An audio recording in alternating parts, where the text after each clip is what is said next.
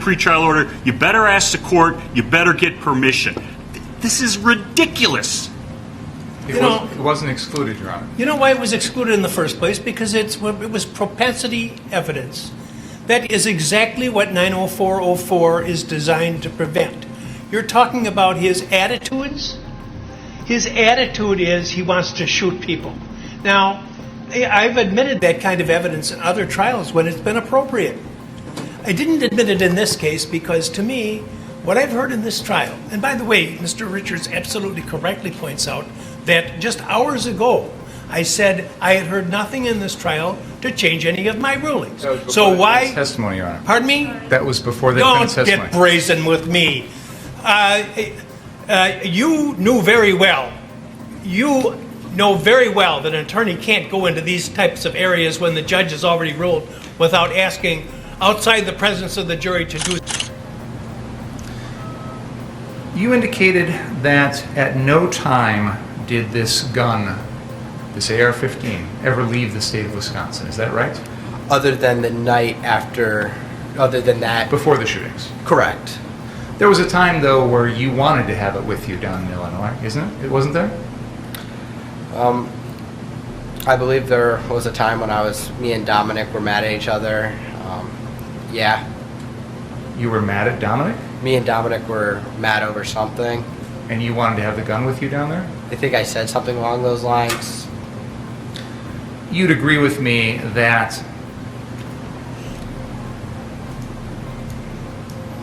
Let me back up for a second here. You have testified to this jury that you used deadly force against Joseph Rosenbaum, Anthony Huber, the man who attempted to kick you in the face, and Gage Grosskreutz on the night of August 25th, correct? Yes. And you did that because you felt that your life was in danger from those four people, correct? Yes. And you are telling this jury that it was, in your mind, justified to use deadly force to protect your own life, correct? Yes. You'd agree with me that you were not allowed to use deadly force to protect that CarSource building, correct? Well, I wasn't using deadly force to protect the property. I used deadly force to protect myself. So, please listen to my question and answer my question if you can. You'd agree with me that you were not allowed to use deadly force to protect that CarSource building, correct? Yes. You'd agree with me that you were not allowed to use deadly force to stop someone from smashing the windows of an unoccupied parked car, correct? I don't think you could use deadly force for that. You'd agree with me that you can't use deadly force to stop someone from lighting a metal dumpster on fire, correct? Correct. You'd agree with me that you can't use deadly force to stop someone from tipping over. Correct. You'd agree you can't use deadly force to stop someone from lighting a flatbed trailer on fire, correct? Correct. You'd agree with me that you can't use deadly force to stop someone who is about to start an unoccupied car on fire, correct? Correct. You'd agree with me that you can't use deadly force to stop someone from lighting some traffic cones in the middle of the street on fire, correct? Correct. So you understand that there's a difference between using deadly force to protect yourself and using it to protect property, correct? Yes. And you'd agree with me that you're not allowed to use deadly force to protect property, correct? Yes. But yet you have previously indicated that you wished you had your AR-15 to protect someone's property, correct? I'm going to ask you to go into the library again for a moment, please. Please don't talk about the case.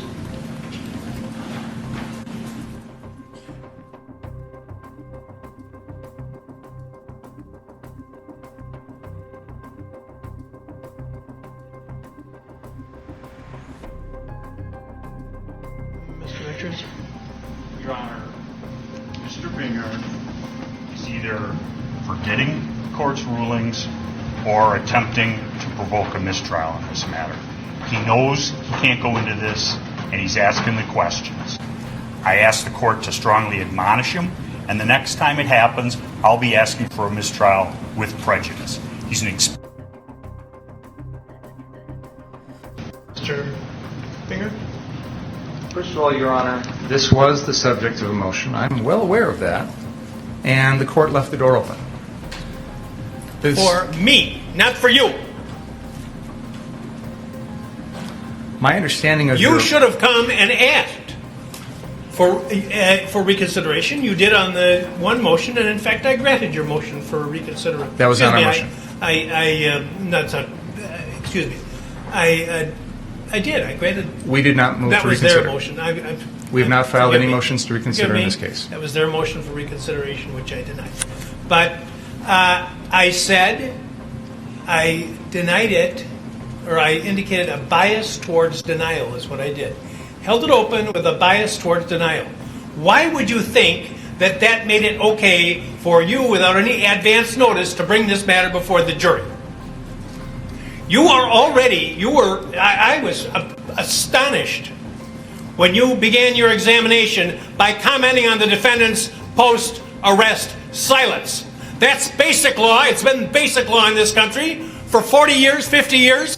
I have no idea why you would do something like that. And it gives, I'll leave it at that. So I don't know what you're up to. May I respond? Yes.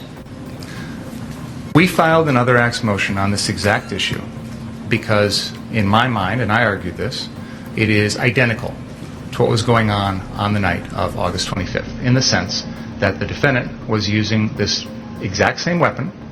He was using it in a manner to try and protect property. No, he wasn't.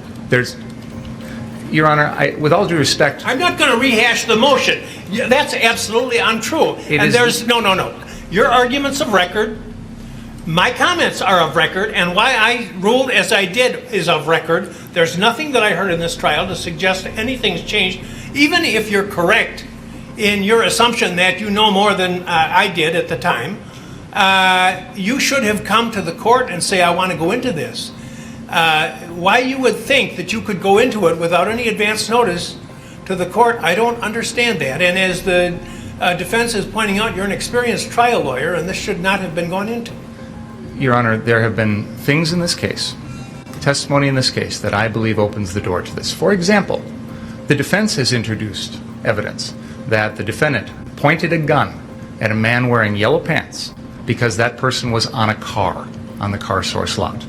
Now, there's no justification that I can think of why the defendant would point that gun at someone. The defendant has just testified this morning that he agreed with that person in the yellow pants, that he pointed the gun at him. He said, I was joking when I said that to the guy in the yellow pants, but he's acknowledged that he told the person in the yellow pants, yeah, you're right. I did point a gun at you when you were sitting on a car. He said, I did. That's what he Exactly. testified. So he's agreeing. May I finish, please? I'd like to have a chance to make a record, if I could, without being interrupted, if that's okay.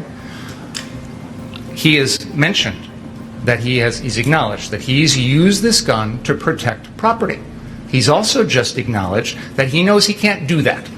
I am attempting to impeach him now with the prior August 10th incident, 15 days prior, involving the same gun, where he is threatening to use that gun to protect property. He didn't have the gun with him. Your Honor, he is saying he wished he did so he could shoot people. You know, there's a lot of difference between commenting about something when you haven't got a gun and threatening someone when you do. You know, it's interesting, Your Honor, because the entire defense theory in this case is Joseph Rosenbaum, who was I unarmed. want you to tell me what the defense theory of the case is. May I respond to what you just said, Your Honor? I'd like to respond to what you just said. Slow down, please. I apologize, Madam Court Reporter, but I'd like to try and make a record without anyone interrupting me, if that's okay. I believe that there is a central part of this case that Mr. Rosenbaum is making threats that he has no ability to carry out. So, to your point, Your Honor, you're arguing that this August 10th incident, one aspect of why you don't believe it's relevant is the defendant didn't have the gun with him. This case is about someone who didn't have a weapon, and yet the jury is being told because of those threats, that means the defendant has to defend himself. So, with all due respect, Your Honor, mere verbal threats have already been shown to this jury and used as a basis for someone's subsequent actions. I am attempting with the defendant to use his mere verbal threat on August 10th 15 days prior that he's going to shoot shoplifters with his AR-15 to impeach the defendant in a murder trial. I would ask the court's forbearance to do that. I apologize, Your Honor. You're right. I probably should have brought this to your attention earlier. I may have misunderstood your ruling because I made that more relevant. You would admit it, or at least consider it it's an admittance. I believe, based on the evidence that we've heard, and more specifically, exactly what the defendant said earlier about admitting pointing a gun at someone who was merely jumping or sitting on a car, that the door is open now to this testimony. And I continue to believe that his state of mind, his intent, his belief as to self-defense is the core of this case. That was the basis for my motion. You were strongly inclined against it. I understand that. But now we're in the middle of trial, and there's been a lot of evidence that's come in that I think makes this relevant. So I'm attempting to impeach the defendant on his beliefs. I believe I'm entitled to impeach the defendant on his beliefs and on his statements. I'm going to interrupt you now because you're talking about his beliefs. I think that's what they call... His statements too, Your Honor. Because he just said, can't use deadly force, can't threaten to use deadly force to protect property. So now I'm impeaching him on that. Your Honor, the court has seen no reason to change its ruling. And just so this record is clear, in spite of the lengthy statement by Mr. Binger, before we started today, the court specifically stated in Mr. Binger's presence, there's been nothing to have me change any of my rulings. There have been numerous occasions during this trial where they've opened the door. The one time when they're going into Mr. Rosenbaum's prior, the reason he doesn't like guns, and I said something, I whispered in Mr. Krause's ear, it's because of the prior convictions. Please stop. And he did. He knows if you're going to go into something that's been excluded in a pretrial order, you better ask the court, you better get permission. This is ridiculous. It wasn't excluded, Your Honor. You know why it was excluded in the first place? Because it was propensity evidence. That is exactly what 90404 is designed to prevent. You're talking about his attitudes. His attitude is he wants to shoot people.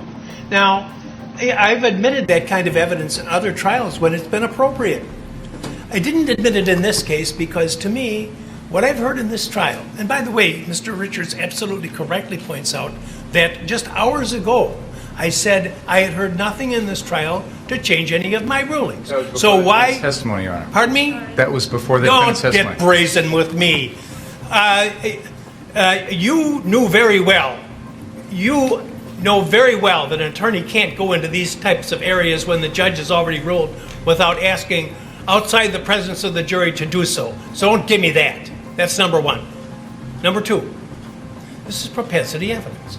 I said at the time that I made my ruling, and I'll repeat again now for you, I see no similarity between talking about wishing you had your AR gun, which you don't have, so that you could fire rounds at these thought to be shoplifters, and the incidents in these cases, which are not, there's nothing in your case that suggests the defendant was lying in wait to shoot at somebody or reflecting upon the shooting for a vast amount of time. Every one of the incidents involves matters that involve seconds in time. So I commented at the time, I don't see the similarity, and I don't see the similarity now. If it's not similar, that's the whole rule. Those are all the exceptions to 90404. Check the authorities. Wigmore and evidence. Judge Weinstein. Colonel McCormick. It's the prior act has to bear the signature of the accused, or it has to be so similar as to suggest it's a common plan or something like that.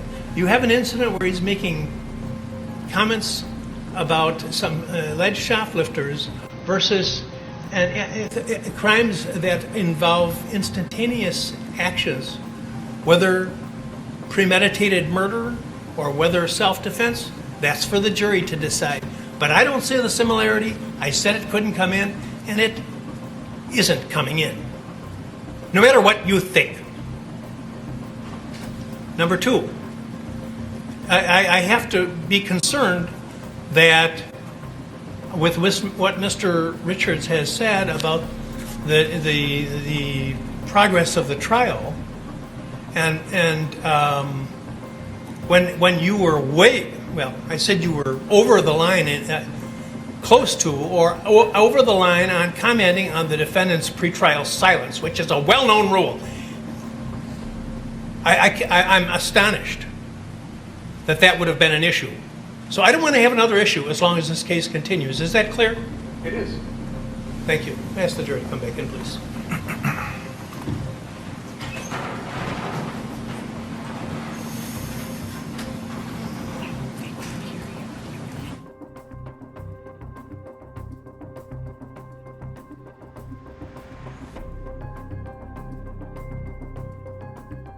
The courtroom confrontation reached a breaking point when the judge openly accused the prosecutor of crossing major legal boundaries during the Kyle Rittenhouse trial.